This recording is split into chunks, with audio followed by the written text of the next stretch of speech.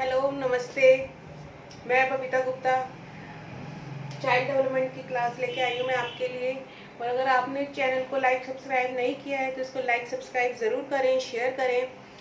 मैंने आपसे आपसे अब तक जो बात की है मैंने स्टेजेस ऑफ डेवलपमेंट के बारे में। स्टेज ऑफ डेवलपमेंट के बारे में मैंने आपसे इन्फेंसी पीरियड के बारे में बात की, चाइल्डहुड के बारे में बात की। आज हम बात करेंगे एडोलेसेंस। एडोलेसेंस के हम सबसे पहले कैरेक्टरिस्टिक्स पढ़ेंगे। देखिए, एडोलेसेंस की जो स्टेज होती है ना, वो 12 से 18 की एज जो होती है वो एडोलेसेंस की मानी जाती है। और ये वो एज है जिसमें सबसे ज़्यादा फिजिकल चेंज होते हैं, मेंटल चेंजेस होते हैं बच्चे के अंदर। और बच्चा इस टाइम में बहुत ज़्यादा डिस्टर्ब रहता है, कभी है ना, कभी एक्साइटमेंट उसके अंदर बहुत ज़्यादा होती है। तो ये स्टेज बहुत इंपॉर्टेंट मानी गई है एट द स्कूल लेवल। तो इसके बारे में हम आज पढ़ेंगे, इसके कैरेक्टरिस्टिक्स क्या होते हैं, कि कैसे पता चलेगा कि बच्चा एडोलेसेंस में है। एक तो हमने एज की बात कर ली, और वैसे भी अगर हम एज की बात ना करें और किसी बच्चे को जानना चाहते हैं तो क्या है, अगर एक टीचर एक क्लासरूम में है और वो बच्चे को देख रही है और बच्चे को वो जानना चाहती है कि बच्चे में क्या चेंजेस आ रहे हैं, तो ये कैसे उसको क्या इन सबसे कैरेक्टरिस्टिक्स से पता चलता है कि अगर ये कैरेक्टरिस्टिक्स हैं या बच्चे में इस तरीके के बदलाव आ रहे हैं तो ये क्या है, वो एडोलेसेंस की स्टेज की वजह से आ रहे हैं, क्योंकि बच्चा उस स्टेज में है, इस वजह से उसके अंदर ये चेंजेस आ रहे हैं। और जो बच्चा होता है ना, इस एज में, एडोलेसेंस की एज में बहुत ज़्यादा, या तो बच्चा अगर उसको सही सपोर्ट नहीं मिल रहा है तो या तो वो डिप्रेशन में चला जाएगा या बहुत ज़्यादा वो एक्साइटमेंट में रहता है, क्योंकि उसको खुद को नहीं पता होता उसकी बॉडी के अंदर क्या चेंजेस आ रहे हैं। तो चलिए बात करते हैं इसके बारे में। सबसे पहला कैरेक्टरिस्टिक्स ऑफ एडोलेसेंस आता है हमारा, इसमें the physical development is very fast. ये जो एज होती है ना एडोलेसेंस की, इसके अंदर फिजिकल डेवलपमेंट बहुत तेजी से होता है। इसमें बॉडी चेंजेस होते हैं बच्चे के, उस बॉडी चेंजेस होते हैं, और आपने देखा हाइट वेट ये सब बहुत तेजी से बढ़ रहा होता है बच्चे का। और 16 की एज तक है ना, वो ऑलमोस्ट गर्ल्स का तो डेवलपमेंट हो चुका होता है 16 की एज तक, और बॉयज का हो जाता है 18 की एज तक। तो ये जो पीरियड है फिजिकल डेवलपमेंट का, इस पर ध्यान देना बहुत ज़रूरी होता है। अगर आप बच्चे को नहीं गाइडेंस दे रहे हैं, सही फिजिकल डेवलपमेंट पे उस पर ध्यान नहीं दे रहे हैं, तो क्या होता है, बच्चा है ना, या डिप्रेशन में चला जाता है या खुद में ही खोया रहता है। वो खुद को उसको समझ नहीं आता कि वो किस स्टेज में है, तो क्या उसको करना चाहिए, कैसे उसको इस स्टेज से निकलना चाहिए, कैसे इन बदलाव को समझना चाहिए।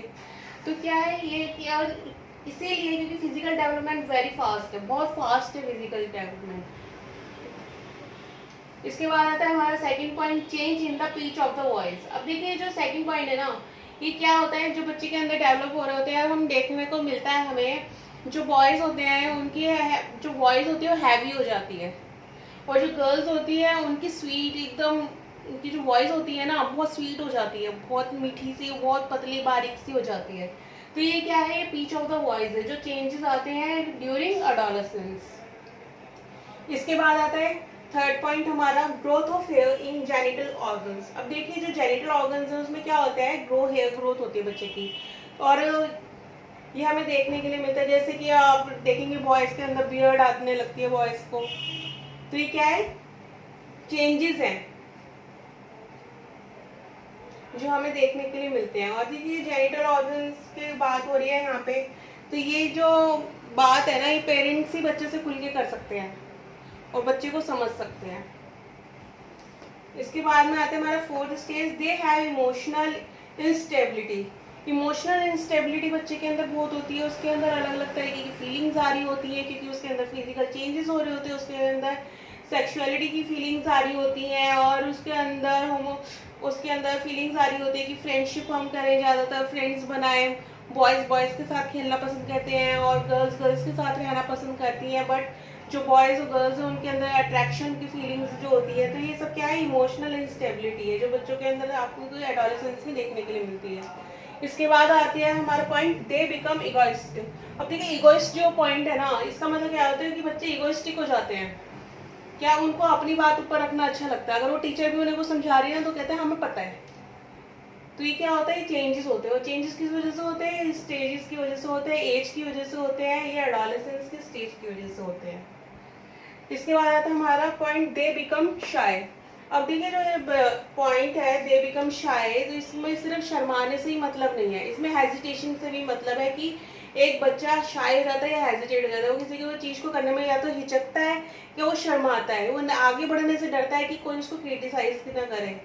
इसलिए क्योंकि वो जब बच्चा एडोलेसेंस के स्टेज में आता है तो वो सोशली भी बाहर निकलता है, सोशली लोगों से मिलता है, तो जहाँ वो देखता है कि उससे कोई बेटर कोई है तो वहाँ पे वो अपनी बात को प्रेजेंट करने के लिए क्या करता है, शाय फील करता है। तो ये क्या है, कैरेक्टरिस्टिक है ऑफ द एडोलेसेंस।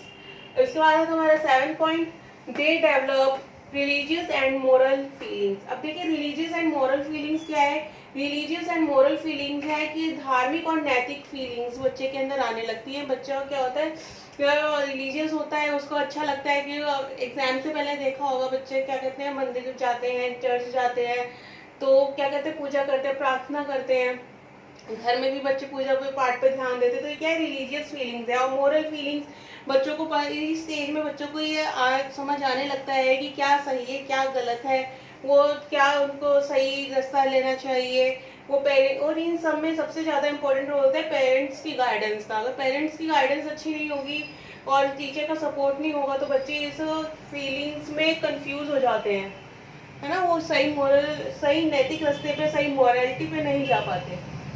इसके बाद आता है हमारा next point 8 point, they do hero worship. देखिए हीरो वर्शिप क्या होता है, बच्चे को एडोलेसेंस में क्या होता है, कोई ना कोई अपना आइडियल बना लेते हैं, हीरो वर्शिप करते हैं, वो कुछ ना कुछ उन्हें अच्छा लगता है, जैसे कि किसी को बैटमैन अच्छा लगता है, किसी को सुपरमैन अच्छा लगता है, या फिर रियल हीरोज होते हैं, कोई अपने भगत सिंह को अपना आइडियल बना लेता है कि हमें वैसा ही बनना है, किसी ने महात्मा गांधी को बना लिया कि हमें वैसे ही करना है। तो ये क्या है, ये हीरो वर्शिप है कि कुछ ना कुछ आप हीरो वर्शिप कर रहे हैं। तो बच्चे इस एज में होने लगता है बच्चों को कि किसी को लगता है कि मैं शाहरुख खान बन जाऊं, तो वो भी हीरो वर्शिप है, या किसी को लगता है मैं सलमान खान की तरह मैं अपनी बॉडी बिल्डिंग करूं या कुछ करूं। तो ये क्या है, कैरेक्टरिस्टिक्स है एडोलेसेंस में, एक कॉमन चीज़ है कि बच्चों के अंदर आपको देखने के लिए मिलेगी, क्योंकि इस एज में क्या हो रहा होता है, बच्चे के अंदर फिजिकल चेंजेस आ रहे होते हैं, जिस वजह से ये चीज़ होती है।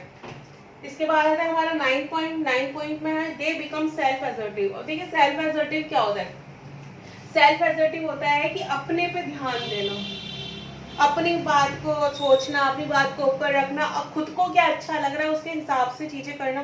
तो ये क्या होता है, they become self assertive, self assertive हो जाते हैं वो।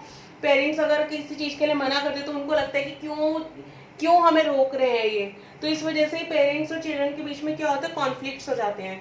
तो उनको इन कॉन्फ्लिक्ट से निकलने के लिए पेशेंस के साथ बच्चों को सुनना ज़रूरी है कि वो क्या कह रहे हैं, क्या कहना चाहते हैं, और तभी वो इस सिचुएशन से निकल सकते हैं। क्योंकि अगर ऐसा नहीं होगा तो बच्चे जनरली क्या होते हैं, पेरेंट्स को अपने एनिमी समझने लगते हैं कि हमें ये रोक रहे हैं तो हमारे लिए गलत है और हमें क्यों रोक रहे हैं। तो वो चीज़ नहीं होनी चाहिए, उनको बच्चों से बैठ के बात करनी चाहिए। 10 पॉइंट में आता है, दे वांट फ्रीडम।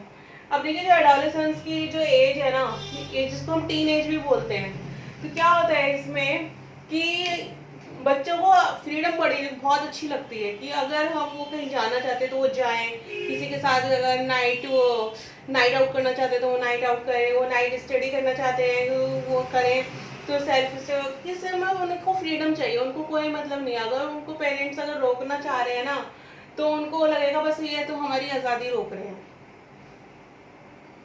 बट ऐसा नहीं होता, क्योंकि पेरेंट्स भी सोच समझ के ही बोलते हैं बच्चों को।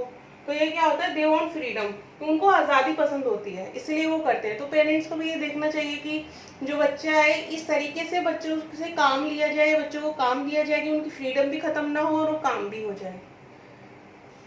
तो ये हमारे पॉइंट्स थे, ये थे हमारे कैरेक्टरिस्टिक ऑफ एडोलेसेंस की, मतलब एडोलेसेंस की क्या विशेषताएं होती हैं, इस एज में क्या विशेषताएं होती हैं बच्चे में जो हमें देखने के लिए मिलती हैं। तो ये मैंने आपके साथ कुछ विशेषताएं शेयर की हैं, और ये थी हमारी स्टेजेस ऑफ डेवलपमेंट की एडोलेसेंस। इसके बाद में मैं आपसे इसका एजुकेशन कैसा होता है, फीचर्स क्या, फैक्टर्स क्या होते हैं, ये सारे एडोलेसेंस के बारे में मैं शेयर करूँगी। क्योंकि एडोलेसेंस एक इम्पॉर्टेंट स्टेज मानी गई है, क्योंकि इसमें आप जैसे मैंने बताया मेंटल इंटेलेक्चुअल चेंजेस होते हैं, फिजिकल चेंजेस होते हैं। तो इसलिए क्या होता है, बच्चे के अंदर बहुत ज़्यादा डिसबैलेंस होता है, इसलिए ये एज इम्पॉर्टेंट मानी गई है। और टीचर को हम BEd, CTET, HTET, UPTET इसमें ये सब पढ़ते हैं, क्यों, क्योंकि टीचर को ये जानना होता है कि बच्चे के अंदर क्या चेंजेस आते हैं और वो क्या स्टेप्स ले सकते हैं उन चेंजेस को सही वे में ले जाने के लिए। तो नेक्स्ट वीडियो में मिलती हूँ मैं आपसे, और चैनल को लाइक सब्सक्राइब ज़रूर कीजिएगा। थैंक यू, धन्यवाद।